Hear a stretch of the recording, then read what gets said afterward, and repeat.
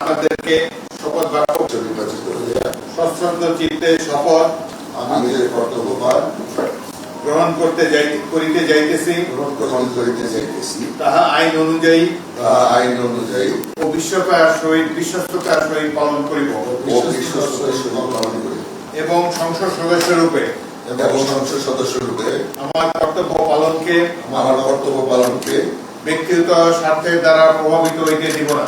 ব্যক্তিগত স্বার্থের দ্বারা প্রভাবিত হইতে দিব না। ধন্যবাদ। আসসালামু আলাইকুম।